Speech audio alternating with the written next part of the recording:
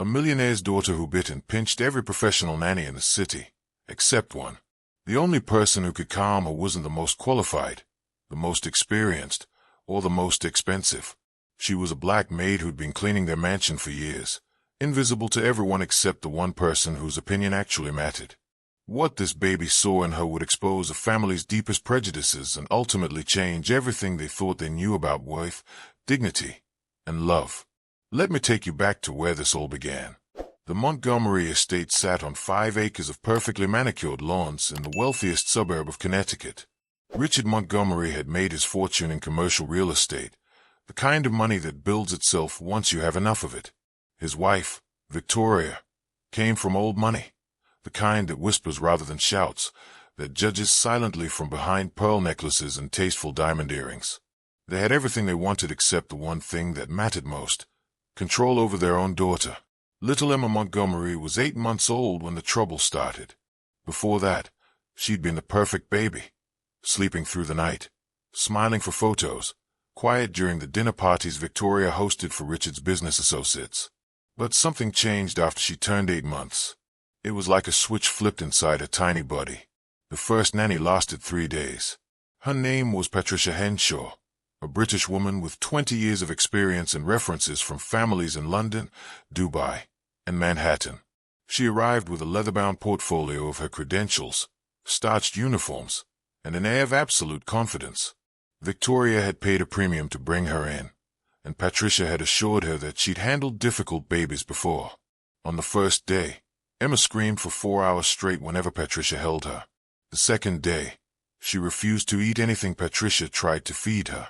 On the third day, when Patricia tried to change a diaper, Emma bit down on her finger so hard she drew blood.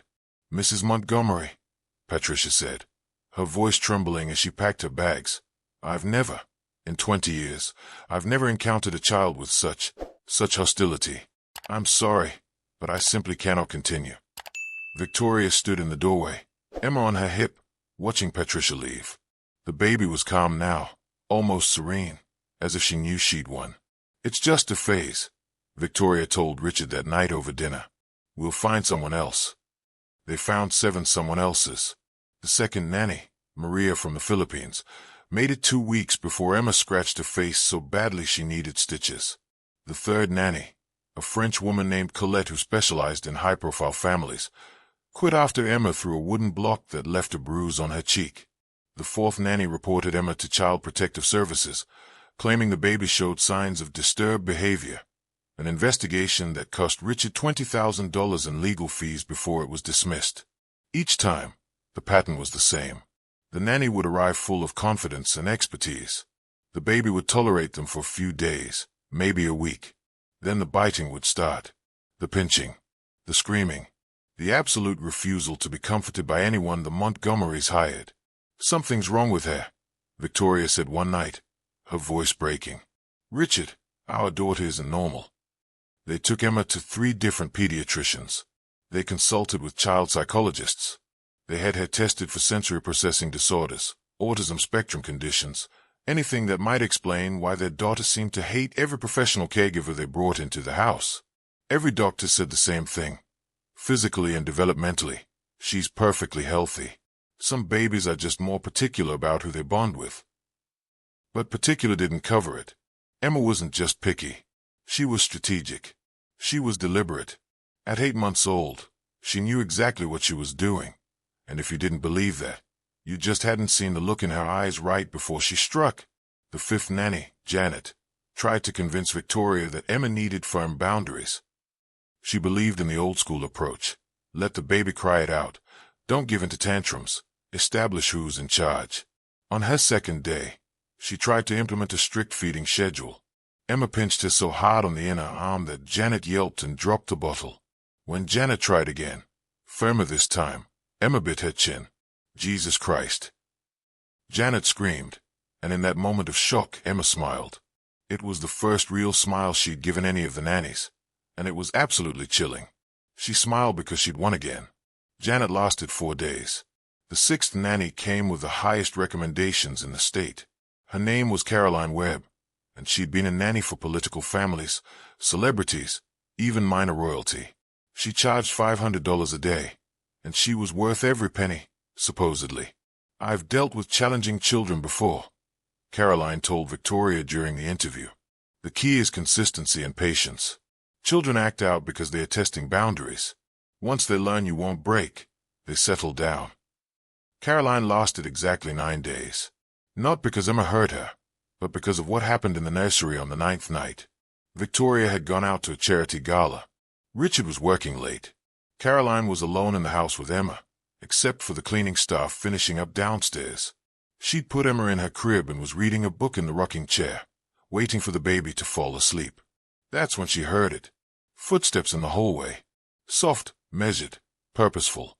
Caroline looked up, expecting to see one of the housekeepers, but the footsteps stopped just outside the nursery door. For 10 seconds, maybe 15, nothing happened. Then the doorknob began to turn, slowly, like someone was testing whether it was locked. Caroline stood up, her heart hammering. "Hello." The doorknob stopped moving. The footsteps retreated down the hallway. Caroline checked the hallway, empty. She went downstairs and asked the housekeepers if anyone had been up there. They all shook their heads. The only people in the house were Caroline, Emma, and the 3 cleaners, all of whom had been in the kitchen and living room the entire time. When Victoria came home, Caroline was already packed.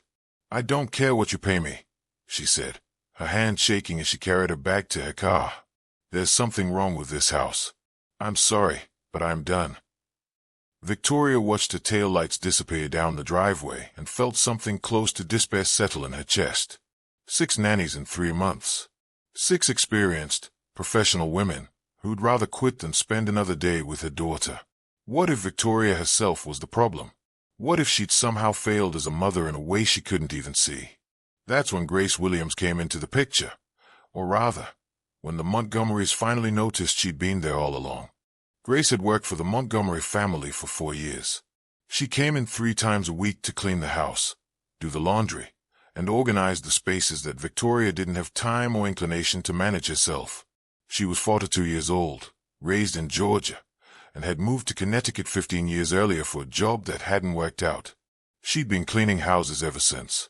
Victoria had hired her through an agency and had barely spoken to her beyond the occasional instruction about which rooms needed extra attention. Richard had probably said hello to her twice in 4 years. To them, Grace was part of the house itself, necessary, reliable, and essentially invisible. Grace had a different perspective. She'd watched Emma grow from a tiny newborn to a determined 8-month-old. She'd been cleaning the nursery when Emma first rolled over. She'd been folding laundry when Emma said her first babbling sounds. She'd been dusting the living room when each nanny arrived and when each nanny quit. And she'd noticed something the Montgomerys hadn't. Emma wasn't hostile to everyone. She was hostile to people who didn't see her as a person. The nannies came in with their credentials and their methods and their professional distance. They treated Emma like a problem to be solved, a job to be done correctly, a small creature to be managed and controlled. They followed feeding schedules and sleep training protocols. They spoke to Emma in that particular voice adults use with babies, high-pitched, simplified, condescending. Grace had never done any of that. When Grace cleaned the nursery, she talked to Emma like she was talking to a friend. She told her about her day, about the weather, about the funny thing her own daughter had said on the phone last night. She didn't try to pick Emma up or change her or feed her. That wasn't her job. But when their eyes met, Grace smiled at her like Emma was someone worth smiling at. And Emma always smiled back. The Montgomerys didn't notice this because they were never there when it happened. Victoria was usually out when Grace cleaned. Richard was at work. The nannies were too focused on implementing their strategies to pay attention to the cleaning lady in the corner. But Emma noticed. At 8 months old, Emma couldn't talk, couldn't walk, couldn't even crawl very well yet. But she could feel. She could sense the difference between someone who looked at her with frustration and someone who looked at her with genuine warmth. She could feel the tension in Patricia's arms when she held her, the irritation in Maria's voice when she spoke to her, the fear in Caroline's touch after the incident with the doorknob. With Grace, there was none of that. Grace's hands were gentle when she picked up Emma's toys. Grace's voice was kind when she sang softly while making the bed. Grace never grabbed at Emma or spoke sharply or treated her like a problem. So when Emma saw Grace, she relaxed. When Grace was nearby, Emma felt safe. The Montgomerys finally noticed this on a Tuesday afternoon in late September. Nanny number 7 had lasted exactly 2 days before she walked out, and Victoria was at her breaking point. She'd spent the morning on the phone with 3 different agencies, each one increasingly reluctant to send anyone else. Word had gotten around the professional nanny community. The Montgomery baby was impossible. Maybe we need to try something different, Richard said over lunch. He'd taken a half-day off work because Victoria had sounded so desperate on the phone. What about a nanny? A male nanny? Maybe Emma needs a different energy. Or maybe, Victoria said, and her voice was sharp with exhaustion, we need to accept that our daughter has serious behavioral problems and start looking into more intensive interventions. They were having this conversation in the kitchen while Emma sat in her high chair, methodically throwing pieces of banana onto the floor. Victoria wasn't even trying to stop her anymore. What was the point? That's when Grace came in with a basket of clean laundry. "Excuse me, Mrs. Montgomery," she said quietly. "Just need to put these towels in the bathroom upstairs." Victoria waved her hand dismissively, not even looking up.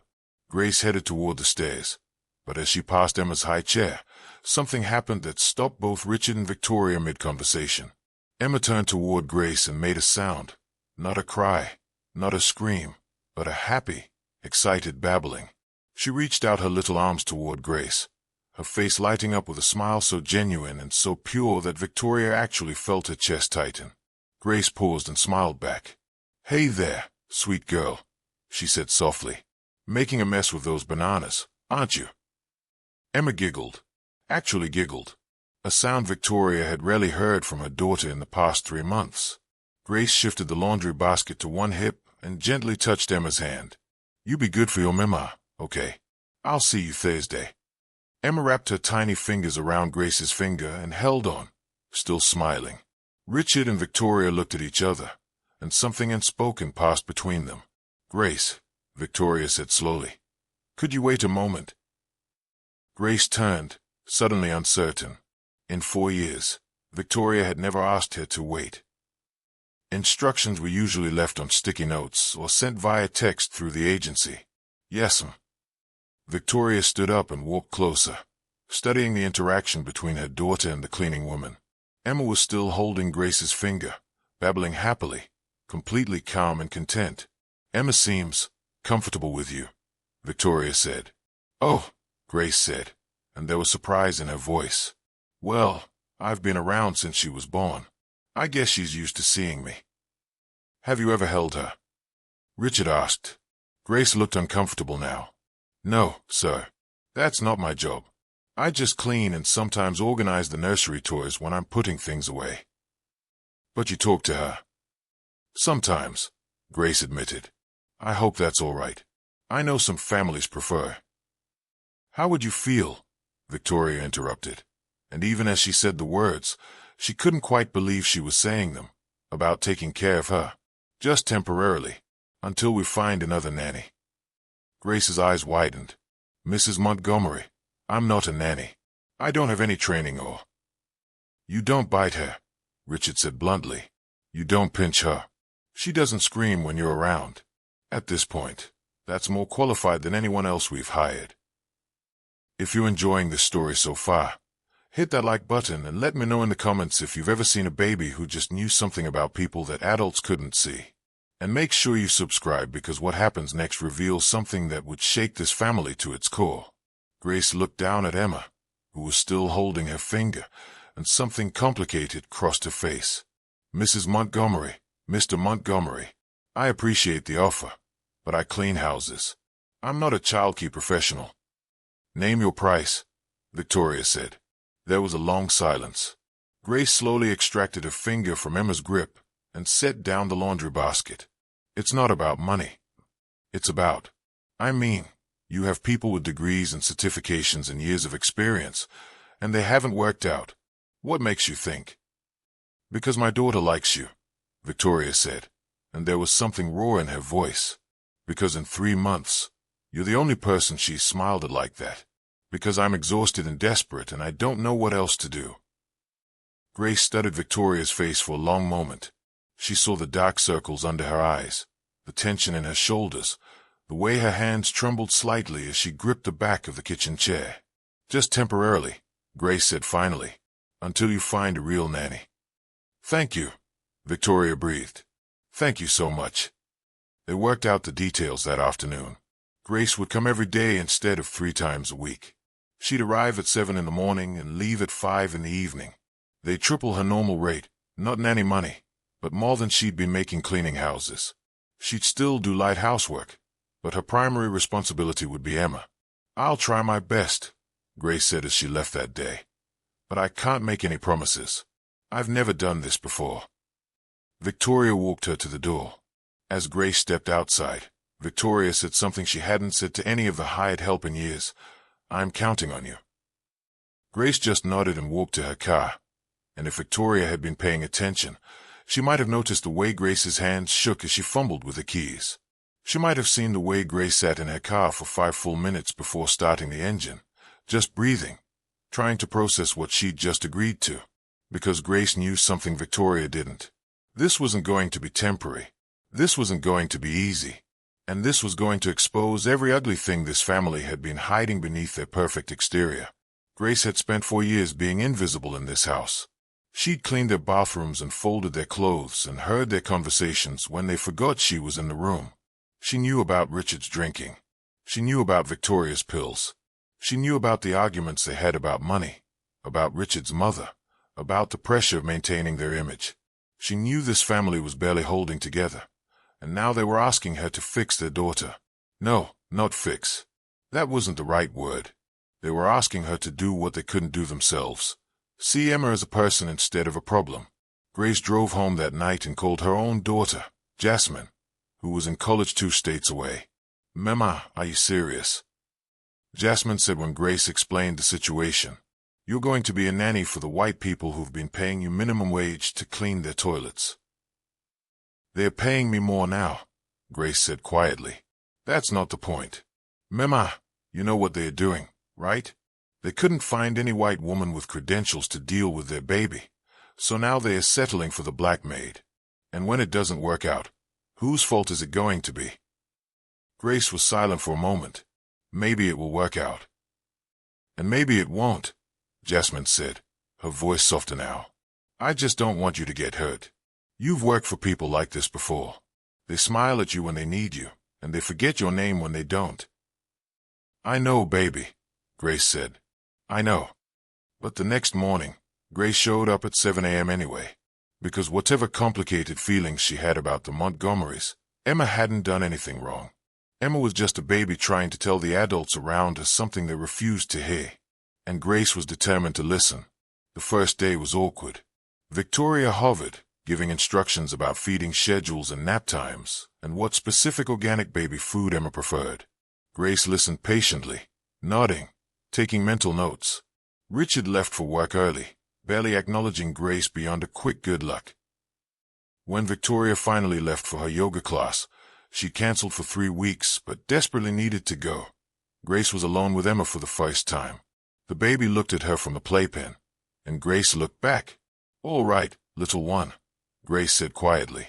"It's just you and me now. Let's figure this out together." She sat down on the floor next to the playpen, not trying to pick Emma up, not trying to impose any activity. She just sat there and started talking. She told Emma about her own daughter, about how Jasmine had been colicky as a baby and Grace had walked the floors with her for hours, singing every hymn she knew. She told Emma about her mother, who'd raised 6 children in a 2-bedroom house in rural Georgia and somehow made it work. She told Emma about the garden she was trying to grow in the small yard behind her apartment, and how the tomatoes weren't doing well but the peppers were thriving.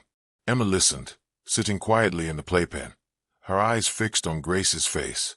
After about 20 minutes, Emma held out her arms. Grace stood up and lifted Emma out of the playpen, settling her on her hip. Emma laid her head on Grace's shoulder and sighed, a deep, contented sigh that sounded like relief. "I know," Grace whispered. "I know, baby. It's been hard, hasn't it?" They spent the morning together like that. Grace did small tasks around the house while carrying Emma, folding laundry with one hand, straightening up the living room, humming softly. When it was time for Emma's bottle, Grace sat in the rocking chair in the nursery and fed her while singing hymns in a low, gentle voice. Emma drank the entire bottle without fussing, without throwing it, without biting. When she was done, she looked up at Grace and smiled. "There you go," Grace said softly. "That wasn't so bad, was it?" When Victoria came home from yoga, she found them in the backyard. Grace was sitting on a blanket under the large oak tree, Emma in her lap, both of them watching a butterfly flutter around the garden. Victoria stood at the window and watched them for a full 5 minutes before they noticed her. There was something about the scene that made her chest ache. Not jealousy exactly, but something close to it. Something like grief. That evening, when Richard came home, Victoria pulled him into the study. "It worked," she said simply. Grace spent the entire day with her, and Emma didn't cry once. Richard loosened his tie, exhausted from another 12-hour day at the office. "That's good. That's really good." "Richard," Victoria said, and there was something in her voice that made him look up.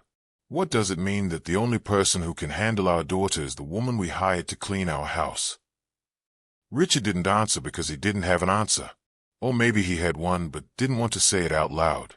Grace fell into a routine over the next few weeks.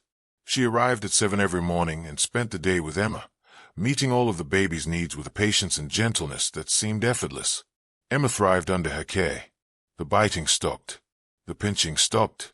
The screaming that had terrorized 6 professional nannies disappeared completely. Victoria tried to be grateful, but something gnawed at her. She'd watch Grace carrying Emma around the house, singing to her, making her laugh, and feel a strange mixture of relief and resentment that she couldn't quite name. "She's so good with her," Victoria mentioned to her friend Caroline over lunch one afternoon. Caroline was also a young mother, also wealthy, also struggling with the impossible standards of perfect motherhood. "That's wonderful," Caroline said. "You must be so relieved." "I am," Victoria said. "It's just, I don't know. I went to Stanford. I've organized charity events for hundreds of people. I run a household that's hosted senators and business executives. But I can't manage my own 8-month-old daughter, and my cleaning lady can." Caroline sipped her wine. Sometimes babies just bond with certain people. It doesn't mean anything. But it did mean something. Victoria knew it meant something. She just didn't want to examine what that something was. Richard, meanwhile, barely noticed the change. He'd leave before Grace arrived and come home after she'd left. On the weekends, when Grace was off, Victoria would handle Emma with the tips and techniques Grace had shared. It worked well enough. Emma didn't bite her own mother, but there was still a distance, a tension that disappeared the moment Grace walked through the door on Monday morning. Make sure you're subscribed and hit that notification bell, because this story is about to take a turn that nobody saw coming, especially not the Montgomerys. One Tuesday afternoon, Victoria came home early from a shopping trip and found something that stopped her cold. She walked through the front door and heard singing coming from the living room. Not recorded music, Grace's voice, rich and warm, singing what sounded like an old gospel song. Victoria set down her bags quietly and moved toward the doorway. Grace was on the floor with Emma, and spread around them were Emma's toys, but not arranged in the neat, organized way Victoria preferred. They were scattered, chaotic, as if Emma had been allowed to play however she wanted. Grace was singing and clapping, and Emma was giggling, bouncing in that excited way babies do when they are completely joyful. Victoria watched them, hidden by the doorway, and felt something crack inside her chest. When was the last time she'd sat on the floor with her daughter? When was the last time she'd sung to her? Really sung. Not just played music from her phone. When was the last time she'd allowed Emma to just be messy and chaotic and free?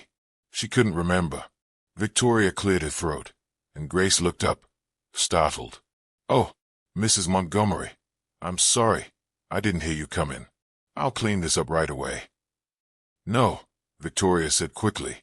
"No, it's fine. I came home early." She stepped into the room, and Emma looked at her with that familiar guarded expression she always had with her mother. Not hostile, but not open either. "She seems happy." "She is," Grace said, and there was something in her voice, not pride exactly, but quiet certainty. "She's a sweet baby, Mrs. Montgomery. She just needed someone to slow down and pay attention." The words hit Victoria like a slap, even though Grace's tone was gentle, non-judgmental. I pay attention, Victoria said, and she heard the defensiveness in her own voice. Grace stood up, picking up Emma and holding her on her hip in that easy, natural way. Of course you do. I just meant, sometimes babies need different things than what we think they need. Victoria wanted to ask what that meant, wanted to defend herself, wanted to explain all the ways she tried and failed with her own daughter. But Emma was reaching for Grace's necklace, a simple silver chain with a small cross, and babbling happily, and Victoria couldn't find the words. "I'll get her dinner started," Grace said, and moved toward the kitchen, leaving Victoria standing alone in the living room surrounded by scattered toys. That night, after Grace had left and Emma was asleep, Victoria poured herself a glass of wine and sat in the nursery, watching her daughter breathe. Emma looked so peaceful, so perfect. How had things gotten so complicated? She heard Richard come up the stairs and pause in the doorway. "You all right?" he asked. "Do you think I'm a bad mother?" Victoria said without looking at him. "What? No. Victoria, why would you?" "Because I can't do what Grace does," Victoria said, and her voice broke. "Because my own daughter prefers the woman I hired to clean my floors over her own mother." Richard came in and sat on the arm of the rocking chair. "Emma doesn't prefer Grace. She's just comfortable with her. It's different." "Is it?" Richard didn't answer, and that silence said everything. The truth that neither of them wanted to speak out loud was this: Grace had something they didn't have. It wasn't training or money or the right baby monitor or the perfect nursery or any of the things they'd spent thousands of dollars acquiring. It was something simpler and more fundamental. Grace saw Emma as a person who deserved respect. The nannies had seen her as a job. Victoria and Richard saw her as a reflection of themselves, their success, their status, their ability to create the perfect life. Emma had been rejecting that reflection. Emma had been trying to tell them something from the very beginning, but they'd been too busy hiring professionals to listen to their own daughter. The incident that changed everything happened 6 weeks after Grace started caring for Emma. It was a Saturday afternoon, one of Grace's days off, and Victoria had invited Richard's mother, Patricia, over for lunch. Patricia Montgomery was 73 years old money like Victoria's family, and she had very specific opinions about how things should be done. She'd never approved of Victoria, thought she was too young when Richard married her, too focused on appearances, not maternal enough, and she definitely had opinions about the Emma situation. "I still think you should try St. Mary's Academy's nanny program," Patricia said over arugula salad. "They train young women from good families in proper childcare, not these agencies that send just anyone." Victoria bit her tongue. "We've actually found someone who works well with Emma." "Oh." Patricia's eyebrows rose. "Did you finally find a decent professional?" "Not exactly," Richard said, and Victoria shot him a warning look. "The woman who was cleaning for us has been taking care of Emma. It's working out well." The temperature in the room dropped about 10 degrees. "Your cleaning lady," Patricia set down her fork. "You've hired your cleaning lady to raise my granddaughter." "She's not raising her, Mother," Richard said, but his voice was weak. "She's just helping out temporarily." "Temporarily?" Patricia repeated the word like it was toxic. "And what are this woman's qualifications? Where did she train? What families has she worked for?" "She doesn't have formal qualifications," Victoria admitted. "But Emma responds to her in ways she never responded to any of the professional nannies." Patricia laughed, a short, sharp sound without humor. "Of course she does. You've allowed your daughter to be raised by someone with no standards, no structure, no discipline. The child thinks she's in charge because the help is too soft on her." "Grace is not." "Grace," Patricia interrupted. "You on a first-name basis with the help." Victoria felt her face flush. "She's taking care of my daughter. Of course I know her name." "Taking care of her how? Teaching her what, exactly? How to clean floors. How to be happy," Victoria said, and her voice was sharp now. "How to feel safe. How to smile without it being a manipulation tactic. That's what Grace teaches her, Patricia." Patricia stood up, her face tight with disapproval. "I need to use the restroom." She walked out of the dining room, and Victoria dropped her head into her hands. "That went well," Richard said dryly. Your mother is. A scream cut through the house. Not Emma, Patricia. Victoria and Richard ran toward the sound, toward the nursery, where they found Patricia standing in the doorway, her hand pressed to her chest, staring at something inside. What happened? Victoria pushed past her and froze. Grace was in the nursery, on her day off, in her regular clothes, not her work clothes, holding Emma, who was screaming with fever. I'm sorry, Grace said quickly, her eyes wide. Mrs. Montgomery, I'm so sorry. I know I'm not supposed to be here, but you weren't answering your phone and Emma was burning up and I was so worried. Victoria pulled out a phone. 6 missed calls from Grace, all within the last 20 minutes. How did you even know? The NannyCam app, Grace said. You added me to it last month so I could check on her during the day, remember? I was checking it this morning and I saw her crying and she looked wrong, Mrs. Montgomery. She looked really wrong. So I drove over and used the spare key you gave me, Anne. You gave the cleaning lady a spare key. Patricia's voice was ice. And access to surveillance of my granddaughter. But Victoria wasn't listening to Patricia. She was moving toward Grace and Emma, putting her hand on her daughter's forehead. Emma was burning up, 104 degrees at least. How long has she been like this? Victoria asked, her voice shaking. I don't know, Grace said. I noticed it about 30 minutes ago on the camera. I called you right away, but when you didn't answer, I couldn't just watch her suffer on a screen. I had to come. Richard was already calling their pediatric in. Victoria took Emma from Grace's arms. Emma whimpered but didn't resist, and carried her toward the door. We need to take her to the ER, Victoria said. Now. They rushed out, leaving Grace standing in the nursery with Patricia, who looked at her with such cold disdain that Grace actually took a step backward. You overstepped, Patricia said quietly. This family gave you employment, and you've used it to insert yourself into places you don't belong. Grace met her eyes. That baby was sick and no one was checking on her. I did what anyone would do. Anyone with boundaries would have called the authorities. Instead, you broke into their home. I didn't break in. I have a key for emergencies. This was an emergency. No, Patricia said, and her voice was hard. An emergency would be calling 911. What you did was something else. You wanted to be the hero. You wanted to prove yourself indispensable. I've seen women like you before, manipulating their way into families, making yourself essential, and then what? Grace's voice was still calm, but there was steel underneath. Then what, Mrs. Montgomery? Please, finish that sentence. Patricia's mouth tightened. She didn't finish the sentence because they both knew where it was going. They both knew what she really meant. Grace was black. Patricia was white. And in Patricia's world, there were very clear lines about where people like Grace belonged, and it wasn't in the inner circle of a family like the Montgomerys. I think you should leave, Patricia said. I leave when Mrs. Montgomery tells me to leave, Grace said quietly. Emma is my responsibility during work hours, and until Victoria tells me otherwise, I'm going to keep showing up and doing my job. Your job is to clean. My job is to take care of that little girl, and that's what I did today. If you have a problem with that, take it up with your son. Grace walked past Patricia, out of the nursery, down the stairs, and out the front door. Her hands were shaking so badly she could barely get her key in her car ignition. She sat in the driveway for a long moment, breathing hard, trying to calm down. She'd just talked back to Patricia Montgomery. She'd stood her ground against a woman who could probably make one phone call and ensure Grace never worked in this town again. But Emma had been sick. Emma had needed someone. And Grace had been the only one paying attention.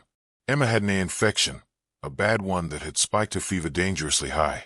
The doctors at the ER said if it had gone untreated for another few hours, it could have led to serious complications. Victoria and Richard sat in the hospital waiting room while Emma was examined and given antibiotics, and neither of them spoke for a long time. Finally, Victoria said, Grace saved her. Richard nodded. She was watching the nanny cam on her day off. Why was she watching the nanny cam on her day off? Because she cares, Richard said simply. Victoria looked at her hands. Your mother is going to have a lot to say about this. My mother can say whatever she wants, Grace was the only one paying attention when our daughter needed help. They took Emma home that evening with prescriptions and instructions. Emma was tired and cranky, but already improving. When they pulled into the driveway, they found Grace's car still parked on the street. Grace was sitting on their front steps. She stood up when they got out of the car. "I'm sorry," she said immediately. "I know I shouldn't have come here on my day off. Shouldn't have let myself in, but I—" "Thank you," Victoria interrupted. "Grace, thank you." Grace blinked, surprised. "I was just doing what felt right." "You were doing what we should have been doing," Victoria said, and her voice cracked. "We were so busy hosting lunch that we didn't even notice our own daughter was sick. You have a nanny cam. You have all these systems in place. But we weren't watching them. You were." Victoria adjusted Emma in her arms. "Come inside, please." They went into the house, and Victoria settled Emma in her playpen while Richard made coffee. Grace stood awkwardly in the kitchen, still unsure of her place in all of this. "My mother said some things to you," Richard said, not quite meeting Grace's eyes. "It's fine." "It's not fine," Victoria said sharply. "What did she say?" Grace hesitated. She thought I overstepped, that I was trying to make myself indispensable. "And what do you think?" Victoria asked. "I think Emma needed help, and I helped her. That's all." Victoria studied Grace's face for a long moment. "No, it's not. If it was just that, you wouldn't have been watching the nanny cam on your day off. If it was just a job, you wouldn't have driven over here the second you saw something was wrong. You care about my daughter." Grace's eyes filled with tears, and she looked away. "I'm sorry. I know that's probably inappropriate." "Stop," Victoria said, and her own voice was thick. "Stop apologizing for caring about my child. Stop apologizing for being better at this than I am. Mrs. Montgomery, do you know what Emma did when I took her from you today?" Victoria said. "She cried. She reached for you. Her mother was holding her, taking her to the hospital, and she wanted you instead." The silence that followed was heavy with all the things none of them wanted to say. Finally, Richard spoke. "Grace would like to offer you a permanent position, not as cleaning staff, as Emma's full-time caregiver. We'll quadruple your current salary. We'll provide benefits, vacation time, whatever you need." Grace looked at them both. "Why?" "Because you love her," Victoria said simply. "Because she loves you. And because I'm finally smart enough to recognize that's what matters. If this story is hitting you hard, show some love by hitting that like button and sharing it with someone who needs to hear this message. We're about to get to the part that changed everything." Grace said yes, but it wasn't an easy yes. That night, she called Jasmine again and told her everything that had happened. "Mama," Jasmine said, her voice heavy with worry, "they're making you an offer because it's convenient for them right now. But what happens when it's not convenient anymore? What happens when their friends start asking questions or the grandmother really digs in?" "I don't know," Grace admitted. "But baby, you should see how Emma looks at me. You should see how happy she is. How can I walk away from that?" "Because you're not her mama," Jasmine said gently. "And eventually, they're going to remember that. And when they do, it's going to break your heart." Grace knew Jasmine was right. She knew she was setting herself up for pain. But she also knew that Emma needed her, and that had to count for something. The transformation of Grace's role in the Montgomery household was gradual but profound. She moved from 3 days a week to 5, from part-time care to full-time responsibility. She was there when Emma woke up and there when Emma went to sleep. She knew Emma's favorite foods, her sleep patterns, what made her laugh, what made her fussy. The Montgomery's friends started to notice. At a dinner party one evening, one of Victoria's friends asked about the nanny situation. "Did you finally find someone who worked out?" Victoria hesitated for just a moment. "Yes. Grace has been wonderful with Emma." "Grace? Is she from an agency?" "No. She was working for us in another capacity, and it became clear she was perfect for Emma." The friend raised her eyebrows but didn't push further. But Victoria could see the question in her eyes, could feel the judgment even if it wasn't spoken. Richard's mother, Patricia, was less subtle. She called Richard at his office one afternoon, 2 months after the hospital incident. I've been hearing interesting things from your friends, she said without preamble. They say you've hired your cleaning lady as Emma's nanny. Please tell me the rumors are exaggerated. They're not rumors, Mother. Grace is Emma's caregiver now. Richard. Patricia's voice was sharp. Do you have any idea how this looks? You're paying someone with no credentials, no training, no background in childcare to raise your daughter. What will people think? I don't care what people think. Emma is happy and healthy and thriving. That's what matters. No, what matters is maintaining the family's reputation and standards. Your father would be mortified.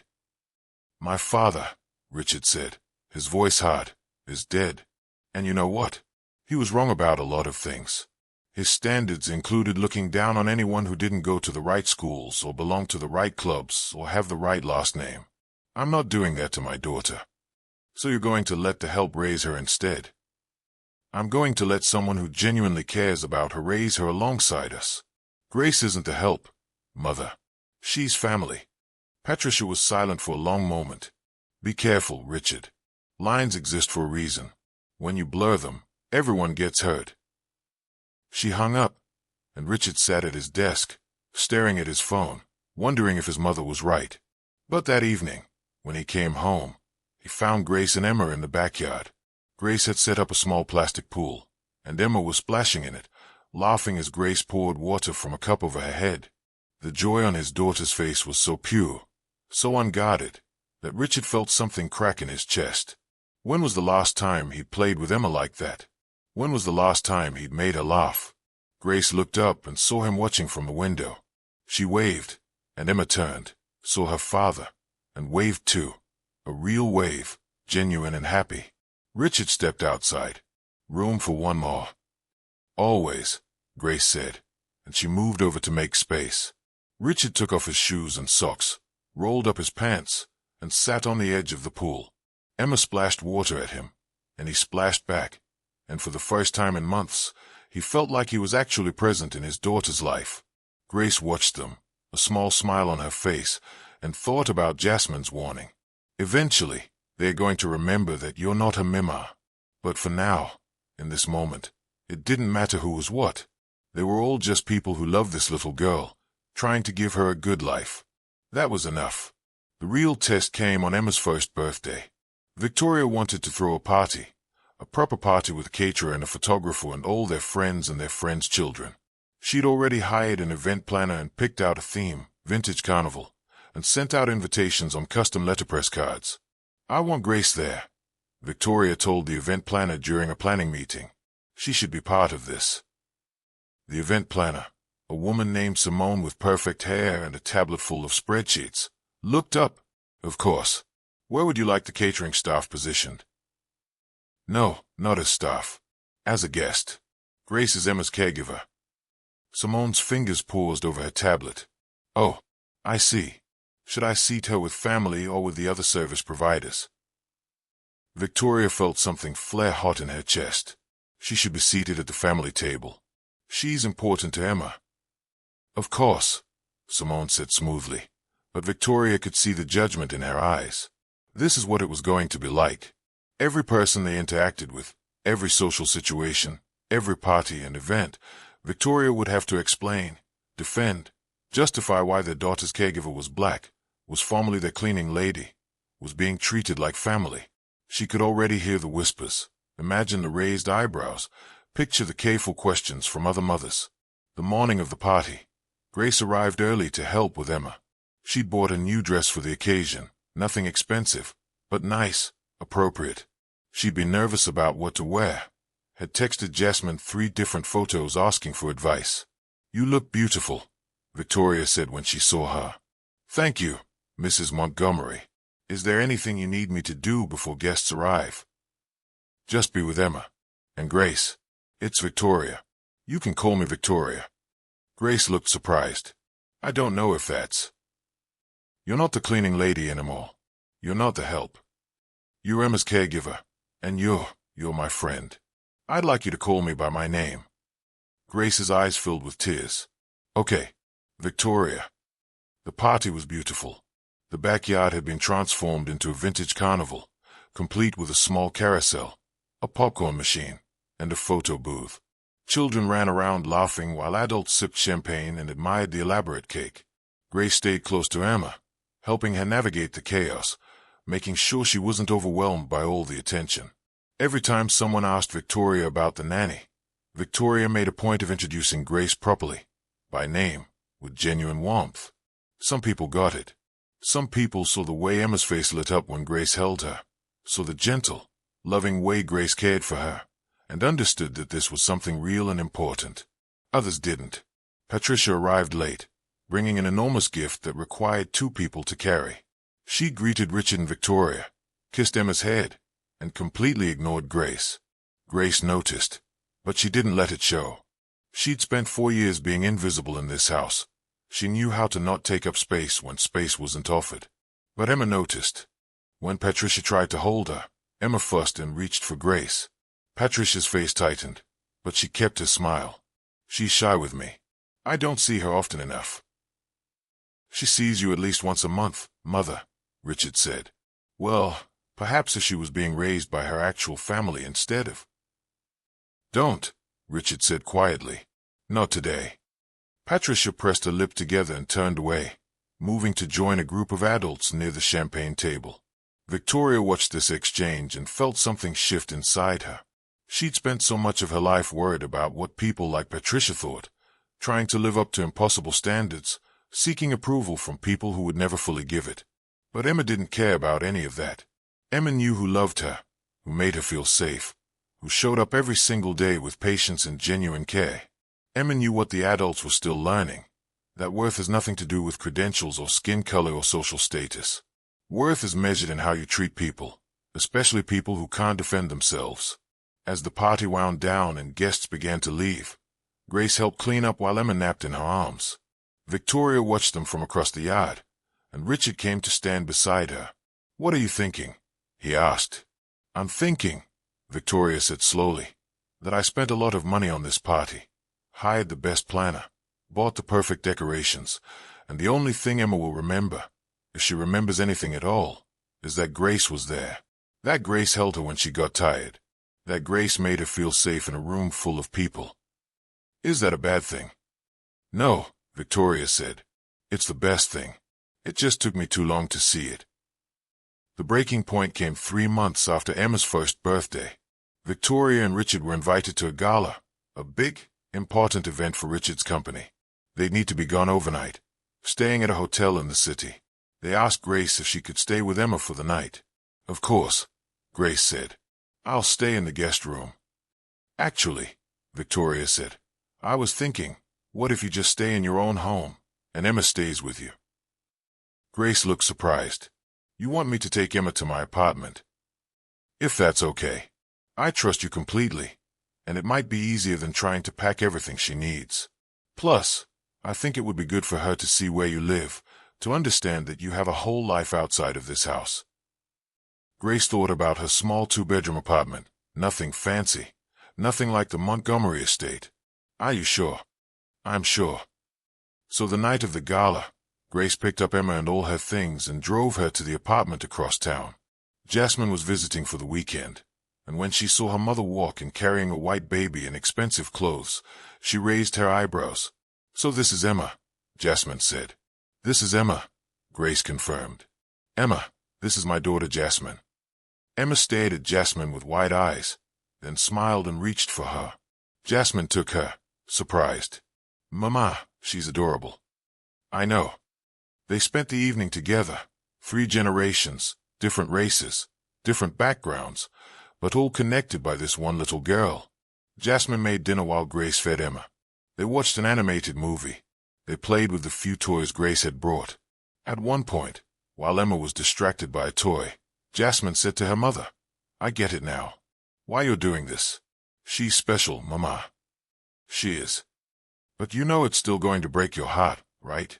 Because eventually, she's going to grow up, and she's going to see the world the way her parents see the world, and the way the world sees you. And that's going to hurt. Grace looked at Emma, who was babbling happily to herself. Maybe, but maybe not. Maybe she'll grow up different because she had us in her life. Maybe she'll see people the way we taught her to see them, as human beings worthy of respect, no matter what they look like or where they come from. That's a lot of hope to put on one baby. Well, Grace said with a small smile, babies are pretty good at giving us hope. That night, Grace put Emma to bed in the spare bedroom she'd set up as a makeshift nursery. She sang her to sleep with the same hymn she'd sung to Jasmine decades ago, and Emma drifted off peacefully, safe and loved. When Victoria and Richard came to pick Emma up the next day, they found the three of them at a nearby park. Grace pushing Emma on a baby swing, Jasmine taking photos, all of them laughing. "Thank you," Victoria said to Grace when they'd loaded Emma and all her things into their car. "Thank you for taking such good care of her." "Always," Grace said. On the drive home, Victoria said to Richard, "We need to talk about Grace's future with us." "What do you mean?" "I mean we need to make this official. Draw up a proper contract. Make sure she has health insurance, retirement benefits, everything. We need to make sure she's protected and valued." "I agree," Richard said. "I'll call our lawyer tomorrow." The lawyer's name was Michael Chen, and he was initially confused by what the Montgomerys wanted. "You want to create a contract for a childcare provider, but she's not a nanny. She's not a governess. She's not technically trained in early childhood education. What exactly is her role?" "She's family," Victoria said simply. Michael raised his eyebrows. "That's not a legal category, Mrs. Montgomery." "Then make it one," Richard said. "Find a way to put into a contract that Grace is essential to our family, that she has protections and benefits and security." Michael did his best. He drew up a contract that gave Grace a generous salary, health insurance, retirement matching, paid vacation, and job security clauses that made it nearly impossible to fire her without cause. He included provisions for raises tied to inflation and performance bonuses based on Emma's well-being. When Grace read the contract in the Montgomerys' living room, with Michael explaining each clause, she had to stop several times to compose herself. "This is too much," she said finally. "It's not enough," Victoria countered. "Grace, you've given my daughter something I couldn't give her. The least we can do is give you security." Grace signed the contract with shaking hands, and when it was done, Victoria hugged her, really hugged her, not the polite air-kiss greeting she gave to other people, but a real embrace. "You're not staff anymore," Victoria whispered. "You're not the cleaning lady. You're Emma's Grace, and you're my friend." Grace hugged her back, and for the first time since she'd started working in this house 4 years ago, she felt like she belonged. But Patricia Montgomery hadn't given up. She'd been watching, waiting, looking for an opportunity to prove that this arrangement was a mistake, and she found it at a family dinner 6 months after the contract was signed. It was Thanksgiving, and Victoria had insisted Grace join them. Not to serve, not to help in the kitchen, but to sit at the table as a guest. Grace had been nervous about this, knowing Patricia would be there, but Victoria had been insistent. "You're part of this family," Victoria had said. "You'll sit at the table with us." The dinner started awkwardly. Patricia had brought her sister, Richard's Aunt Helen, who was even more old-fashioned than Patricia. They both stared at Grace when she sat down at the table, but neither said anything directly. Emma, now 15 months old and starting to talk, sat in her high chair next to Grace's seat. Every few minutes, she'd reach for Grace, babbling gay. Her version of Grace. Halfway through dinner, Patricia finally spoke up. "Emma seems very attached to you," she said to Grace, her tone carefully neutral. "She's a sweet girl," Grace replied. "Of course. Though I do worry that she's becoming confused about who her actual mother is." The table went silent. Victoria set down her fork. "What did you just say?" "I'm simply observing that the child clearly sees Grace as a primary caregiver. That's unusual." "Unusual?" Victoria's voice was sharp. "You mean wrong? Is that what you're trying to say?" "I'm saying that children need consistency and clear boundaries. When you blur the lines between staff and family." "Grace is not staff," Richard said, his voice hard. "She's Emma's caregiver under a formal contract that specifies her role and her importance to this family. A contract you drew up because you couldn't find a qualified nanny who would stay," Patricia shot back. "Let's not pretend this is anything other than desperation." Grace started to stand. I should go.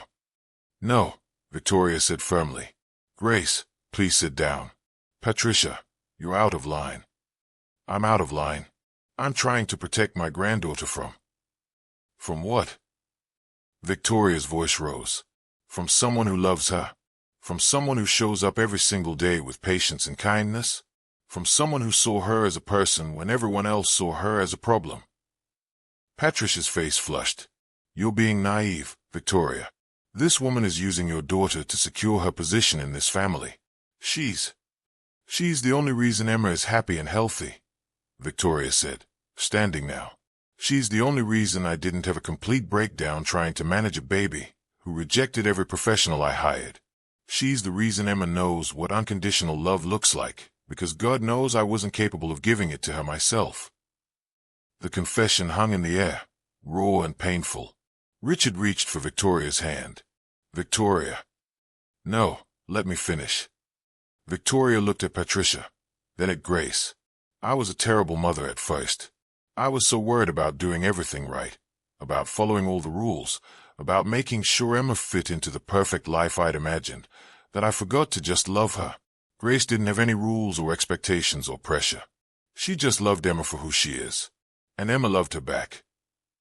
Drop a like if you're feeling this right now, and comment below if you think the grandmother is out of line.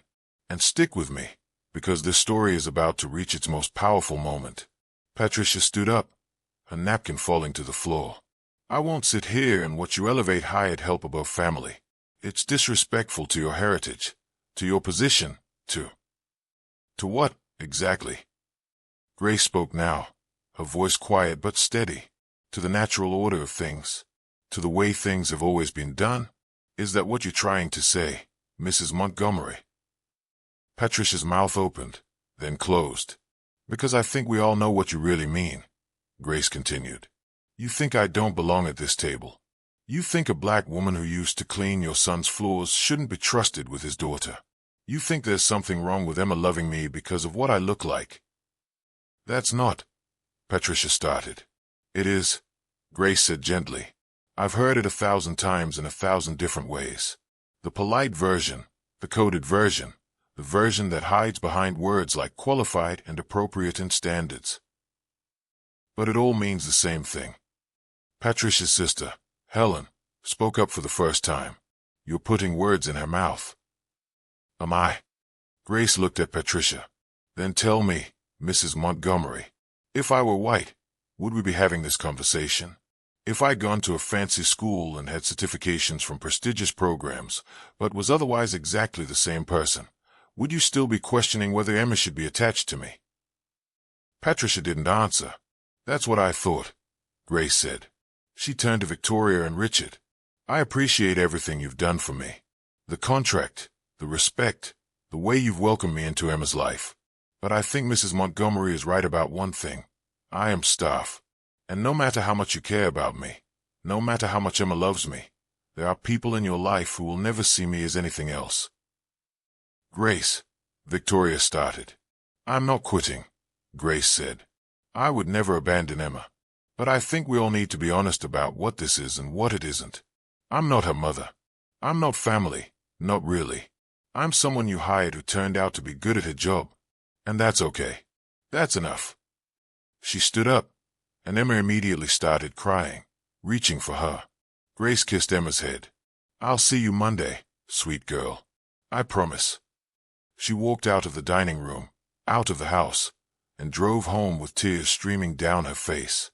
Jasmine was right. It was breaking her heart. The days after Thanksgiving were tense. Grace came to work as promised, but something had shifted. She was professional, competent, loving with Emma, but there was a distance now, a wall she'd put up to protect herself. Victoria noticed immediately. Grace, please, can we talk about what happened? There's nothing to talk about, Mrs. Montgomery.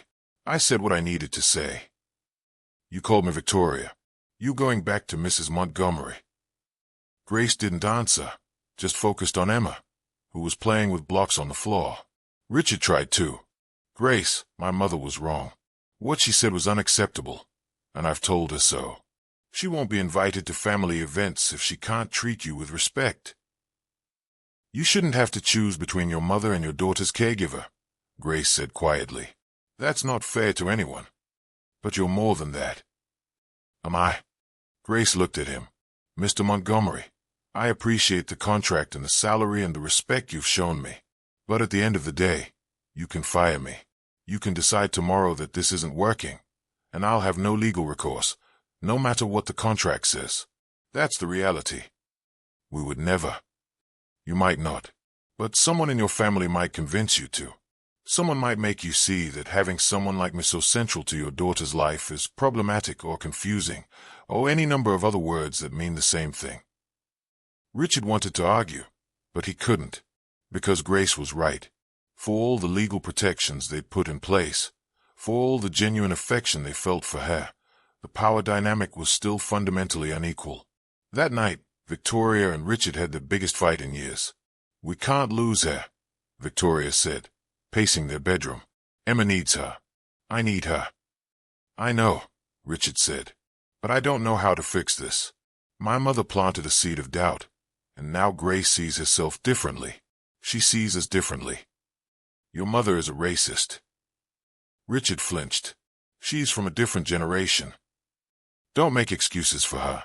She looked at Grace, a woman who has shown nothing but love and competence and dedication, and decided she wasn't good enough because of the color of her skin. That's racism, Richard. I know, he said quietly. I know, and I told her so. I told her she owed Grace an apology. What did she say? She said she'd apologize if it would make things easier, but she wouldn't mean it. She said we're making a mistake, and eventually we'll see that she was right. Victoria sat down on the bed, suddenly exhausted. What if she is right? Not about Grace being unqualified or inappropriate, but about the complexity of this situation?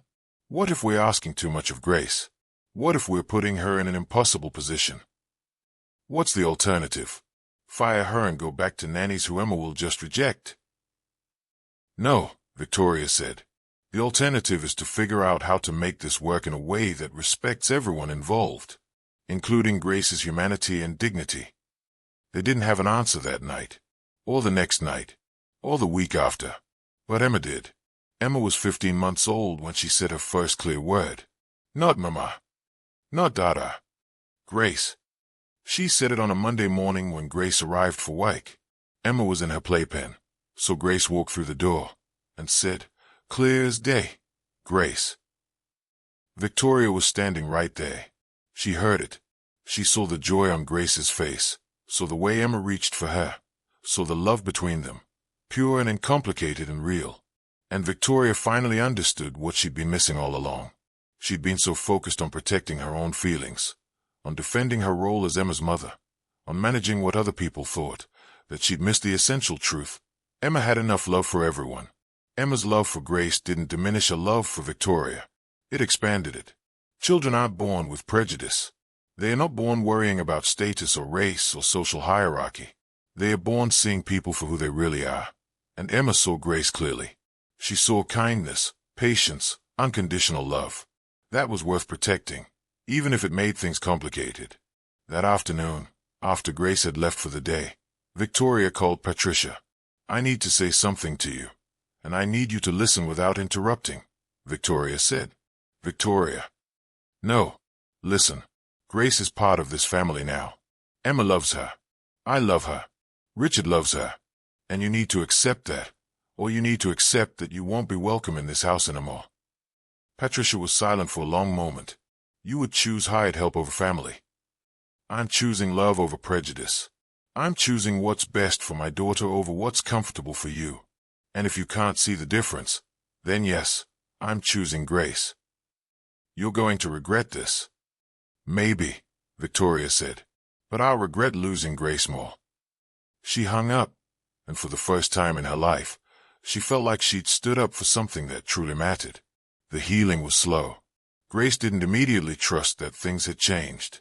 She kept her professional distance, polite but guarded. But Victoria was persistent. She invited Grace to family events. She introduced her to friends as Emma's Grace. She's family. She made sure Grace was included in photos, in decisions about Emma's care, in conversations about the future. Richard backed her up. He made it clear to his business associates, to his mother, to anyone who asked that Grace was not negotiable. She was part of their lives, period. And Emma, in her innocent, powerful way, reinforced it every single day. She lit up when Grace arrived. She called for her when she was hurt or scared. She wanted Grace at bedtime, at mealtimes, at playtime. Slowly, Grace's walls came down. It happened in small moments. Victoria asking Grace's advice about Emma's development, and actually listening to her answer. Richard coming home early to spend time with both Emma and Grace, making dinner for all of them, treating Grace like the equal she was. Emma falling asleep in Grace's lap while Victoria sat beside them, all three of them comfortable and at peace. One evening, 6 months after the Thanksgiving disaster, Victoria found Grace crying in the nursery after putting Emma to bed. "What's wrong?" Victoria asked, alarmed. "Nothing," Grace said, wiping her eyes. "Nothing's wrong. I love her so much. I didn't expect to love her this much." Victoria sat down next to her. "I know the feeling." They sat in silence for a moment, both watching Emma sleep. "I'm sorry," Victoria said, "for everything. For not seeing you at first. For taking so long to understand what you mean to this family. For not protecting you from Patricia's judgment." "You're protecting me now," Grace said softly. "That's what matters. Grace, I want you to know something. When Emma gets older, I'm going to make sure she understands how lucky she was to have you. I'm going to make sure she knows that you weren't just the help or the nanny. You were the person who taught her what love looks like. You were the person who showed her that worth has nothing to do with money or status or skin color. You were her Grace." Grace reached for Victoria's hand and squeezed it. "Thank you." From that night forward, things were different. Not perfect. Patricia still made cutting remarks, some of the Montgomery's friends still whispered, and Grace still sometimes felt the weight of being the black woman in spaces that weren't built for her. But Emma was growing up in a home where love mattered more than prejudice, where the person who cared for her was valued and respected, where she learned, from her very first memories, that all people deserve dignity. Time to hit that subscribe button and turn on notifications, because you need to hear how this story ends. This is the part that'll restore your faith in humanity. 5 years later, Emma was 6 years old. She'd started kindergarten, made friends, learned to read. She was smart, funny, empathetic, and she had 2 women she called her role models, her mother and her Grace. Grace still worked for the Montgomerys, though her role had evolved.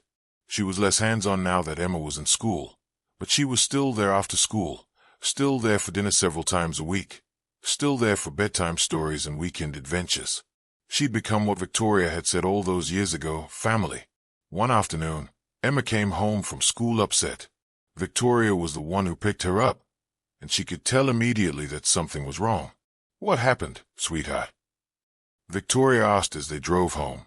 "Mia said Grace is our maid," Emma said, her voice small. "She said her mom told her that Grace works for us, and that's why she's always at our house."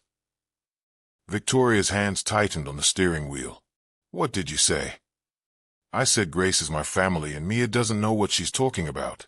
But then Mia said if Grace is family, why is she black and we're white? And I didn't know what to say, Mima. Victoria pulled into their driveway and turned to face her daughter. "Grace is family because we love her and she loves us. Families don't all have to look the same. Some families have people with different skin colors, different backgrounds, different stories. What makes us family is how we treat each other, not what we look like." "But Mia said," her mom said. "I don't care what Mia's mom said," Victoria said firmly. "Some people have small minds and small hearts. We don't have to let their small thinking make us small. You understand?" Emma nodded, but Victoria could see she was still processing. When they got inside, Grace was already there, having let herself in with her key. She was in the kitchen, prepping ingredients for dinner. Emma ran to her and hugged her waist. "Grace." "Hey, baby girl," Grace said, wrapping her arms around Emma. "How was school?" Emma pulled back and looked up at her. "Are you my family?" Grace glanced at Victoria, uncertain. Victoria nodded encouragingly. "Yes," Grace said softly. I'm your family. Even though you're black and I'm white. Even though, Grace said. Family isn't about matching on the outside. It's about matching in here. She put her hand over Emma's heart. Do you love me? Yes. Do I love you? Yes. Then we're family. Nothing anyone says can change that. Emma hugged her again, and Victoria watched them, feeling something swell in her chest. Pride, gratitude, love. Patricia had been wrong. The arrangement hadn't hurt Emma. It had made her better. It had made all of them better. That evening, after Emma was in bed, Victoria and Grace sat on the back porch with glasses of wine, something they'd started doing a few times a month, just talking about life. She's going to face questions about us for the rest of her life, Grace said. People are always going to wonder, always going to judge. Let them, Victoria said. We know what we are to each other. That's what matters. Do you ever regret it? Grace asked. Hiring the cleaning lady instead of finding a proper nanny. Victoria looked at her. Every single day. I'm grateful that Emma was impossible. That she rejected every qualified professional I hired. That she forced me to see you, really see you, for the first time. Because if she hadn't, I would have missed out on one of the most important relationships of my life. Grace's eyes filled with tears. You're going to make me cry. Good, Victoria said with a smile. You're always making me cry. Fair is fair. They sat in comfortable silence, watching the stars come out, and Grace thought about Jasmine's warning from all those years ago. Eventually, they're going to remember that you're not a mima. But Jasmine had been wrong. They didn't remember that because it had never been the point. Grace was Emma's Grace. Not her mother, not her nanny, not her maid. Something bigger and more complicated and more beautiful than any of those simple categories. She was the person who saw Emma when Emma needed to be seen. She was the person who loved without conditions, without expectations, without prejudice. And that, it turned out, was exactly what Emma needed. The Montgomerys threw another party. Smaller this time, just family and close friends. Patricia had passed away 2 years earlier without ever fully accepting Grace's place in the family, but her absence was felt less than it might have been. The family had moved on, grown, evolved. Grace was there, of course, sitting at the family table with Jasmine, who'd driven up from Virginia with her own children, Grace's grandchildren, whom Emma adored. After the cake, Emma stood up and cleared her throat. I want to say something. The room quieted. I'm really lucky, Emma said, her voice clay. I have a mom and a dad who love me. I have friends who are amazing. I go to a good school. I have a nice house and all the stuff I need. But the thing I'm most lucky about is Grace. Grace's eyes filled with tears. Grace has been there for everything, Emma continued. Every first day of school, every birthday, every time I was sick or sad or needed someone to talk to. She taught me how to braid hair and make her special mac and cheese. She taught me that families can look different and that's okay. She taught me that what matters is how you treat people, not what they look like or how much money they have or what job they do. Emma walked over to Grace and hugged her. Thank you for loving me even when I was a baby who bit everyone. Thank you for never giving up on me. Thank you for being my Grace. The room erupted in applause, and Grace held Emma tight, crying openly now. Victoria and Richard watched them, holding hands, and thought about how far they'd all come. How a baby's rejection of prestigious nannies had led to the most important relationship in their family. How prejudice had almost stolen this from them. How love had won anyway. That night, after the party ended and Emma was asleep, Victoria found Grace in the kitchen, cleaning up. You don't have to do that, Victoria said. We have people for that now. Grace smiled. Old habits. Victoria picked up a dish towel and started drying. They worked in comfortable silence for a few minutes. Do you remember, Victoria said, that first day after the last nanny quit? When Emma reached for you? I remember. I knew in that moment that everything was going to change. I didn't know how or what it would mean, but I knew that you were going to become essential to us. You were desperate, Grace said with a small smile. I was, Victoria admitted, but desperation led me to the best decision I've ever made. Choosing you, trusting you, fighting for you when other people questioned it. Grace set down the plate she was washing and looked at Victoria. You gave me something too. You know. You gave me purpose after my kids grew up. You gave me a second chance at mothering, in a different way. You gave me Emma. We gave her to each other, Victoria said, and she gave herself to both of us. That's how families work. They finished the dishes together, and when Grace left that night, Victoria stood at the door watching her walk to her car. Not the old sedan from years ago, but a newer model the Montgomerys had helped her buy when the old one died. Grace. Victoria called out. Grace turned. I love you. Grace smiled, that warm, beautiful smile that Emma had seen all those years ago when she was just a baby who somehow knew, in her wordless wisdom, who deserved her trust. I love you too, Victoria. The truth is, Emma Montgomery grew up to be an extraordinary woman. She became a teacher, working with children from all backgrounds, seeing each of them the way Grace had taught her to see people, with dignity, with respect, with love. She married a man who understood that her Aunt Grace was actually more than an aunt, that the woman who came to every important moment in her life was family in every way that mattered. And when Emma had her own children, Grace was there. Older now, slower, but still present. Still teaching the next generation what unconditional love looks like. Victoria and Richard, looking back, realized that their daughter's inability to accept conventional nannies wasn't a problem at all. It was a gift. It forced them to see beyond their prejudices, beyond their expectations, beyond the narrow confines of how they thought their life should look. Emma had known something they didn't. That worth isn't measured in credentials or resumes or social status. It's measured in character, in consistency, in the daily choice to show up with love. Grace had shown up every day, and Emma had seen her. So let me ask you something. How many times have you dismissed someone because they didn't fit your expectations? How many times have you overlooked someone because of what they looked like, where they came from, what job they had? Emma Montgomery was 8 months old when she started rejecting every qualified nanny her parents hired. She was too young to explain why. She couldn't tell them that she needed someone who saw her as a person, not a project. She couldn't explain that she needed genuine love, not professional competence. She could only show them through her resistance. And thank God she did. Because if Emma had accepted any of those nannies, the Montgomerys never would have noticed Grace. They never would have seen the woman who'd been cleaning their house for 4 years. They never would have learned that sometimes the most important people in our lives are the ones we've been walking past without seeing. Emma saw Grace when no one else did. A baby, with no prejudice, no preconceptions, no social conditioning. She just saw a person who was kind and patient and loving, and she reached for her.